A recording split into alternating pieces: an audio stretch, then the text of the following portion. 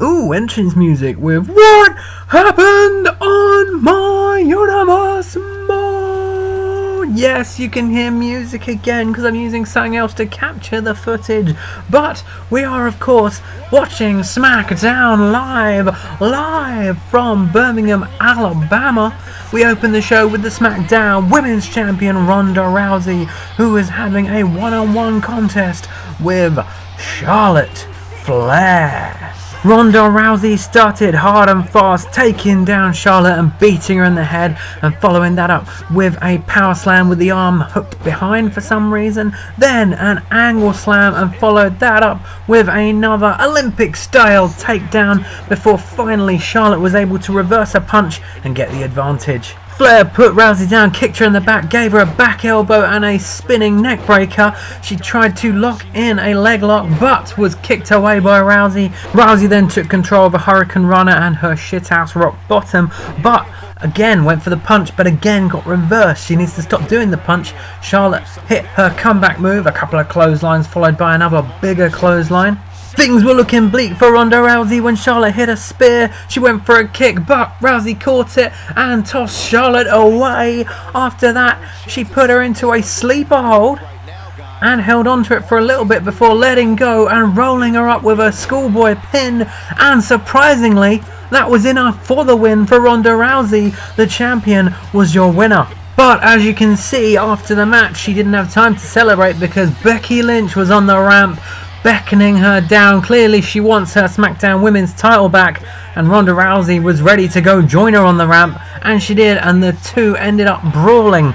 The two battled at it hard until a bunch of nameless officials turned up to ruin the day, but it didn't stop them. They continued the fight, but eventually the officials got the better of them, and we had to settle for our next match, which was Shinsuke Nakamura challenging AJ Styles for the Intercontinental title in a Falls Count Anywhere match, because 24/7.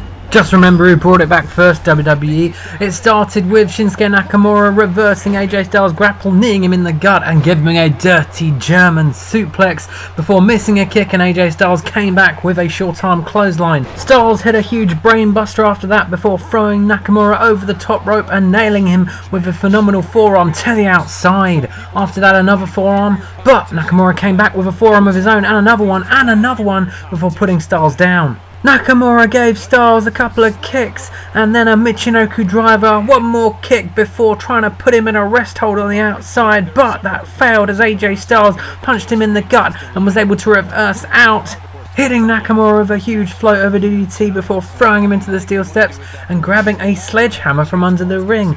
He hit Nakamura right in the gut with the sledgehammer and went for the pin, and Nakamura apparently was out for the count. The sledgehammer wins it for Styles, and he is still the Intercontinental Champion. Before moving on to the next match, we had an interview segment in the ring with Edge, as he had a few things to say. Edge stated that he had to make a change right now. He had to fight for himself because of a certain superstar who's been running his mouth. He then hopes that Drew McIntyre could come out right now so he could teach him a lesson in front of the world. And then, guess who joined us at ringside? It was the Scottish psychopath, Drew McIntyre. McIntyre told us that nothing Edge says can be trusted, and to be honest, he wasn't listening to anything he was saying anyway, but what he was going to do was do the WWE Universe a favour and rearrange Edge's face. Edge warned Drew that if he kept poking the hornet's nest, he'll get stung, but McIntyre continued, telling Edge that he was denser than a black hole. Edge then decided to use McIntyre's own move and gave him a Toronto kiss, I suppose you'd call it. After that, a DDT and the closing cutscene. We didn't get much time to have a bit of fun on this one. Either way, Edge stood tall, and we moved on to our next match, which was tag team action, as Heath Slater and Rhino were taking on the New Day duo of Big E and Kofi Kingston. Xavier Woods was in the background there. Before the match, for some reason, Heath Slater and Rhino got the cutscene to say they're a good tag team, and they used that to their advantage at the start, as Heath Slater hit a Jawbreaker and a headlock driver on Big E. He tagged into Rhino, and Rhino gave Big E a nice back elbow.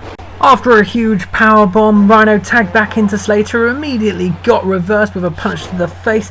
Big E then hit a short arm clothesline and a shoulder charge before tagging into Kofi Kingston, who allowed us to get some double teamness for the first time tonight with a kick to the head. Kofi hit a spinning neck breaker and went for a springboard splash, but Heath Slater dodged out of the way, tagged back into Rhino, who dealt a huge powerbomb to Kofi also. He continued drilling Kofi with a facebuster and a dirty German suplex. His next move though got reversed as Kofi gave him an elbow and then a DDT. We thought Kofi had finished it after that. He nailed a Trouble in Paradise, but instead of pinning him, he picked up Rhino and gave him a weird DDT. Tagged into Big E, more double teamness with root to the face. Big E then nailed a side suplex and a thud to the back before throwing Rhino shoulder first into the corner. This led to Big E hitting his signature running splash before tagging into Kofi Kingston. We got one last bit of double teamness with the Midnight Hour, and once he dispatched of Heath Slater, he went for the pin and Rhino did not kick out.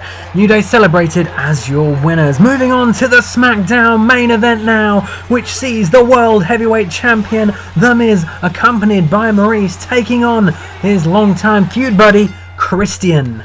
Miz started with the advantage with a boot, then hit the X-Dream and a Russian leg sweep. He then mouthed off to the crowd, which gave Christian an opportunity to attack him from behind and land a huge backbreaker, and after that he made Miz run the ropes a couple of times before eventually hitting him with a spinning back elbow. A drop kick followed and an Irish whip, but that got reversed and The Miz sent Christian to the outside and tried to throw him into the steps, but he tripped too early. Miz hit Christian with a back suplex on the concrete floor. He made his way back into the ring and Maurice picked up Christian, but before she could do anything, he ran back into the ring, but that allowed Miz to attack him and hit a huge DDT. He smashed an elbow drop after that and a neck breaker combo. He put Christian on the top rope ready for a superplex, but Christian reversed out and instead picked up Miz, hitting a flapjack on the bottom rope. Christian then made his comeback with a couple of clotheslines followed by a tilt-a-whirl backbreaker, and after that a frog splash, but Miz got his knees up and followed up with the skull crushing finale. He went for the pin, but Christian kicked out, so instead The Miz picked him up and put him down with Christian's own finisher. He went for the pin again, and this time Christian was done, and after the match The Miz was not done though. Instead of walking away, The Miz got a few cheap shot stomps in and he continued until the referee stopped him, but even then that didn't stop him really because he carried on after, and that's how we ended this show, and that's it for another What Happened on My Universe mode. Fastlane next, like and subscribe.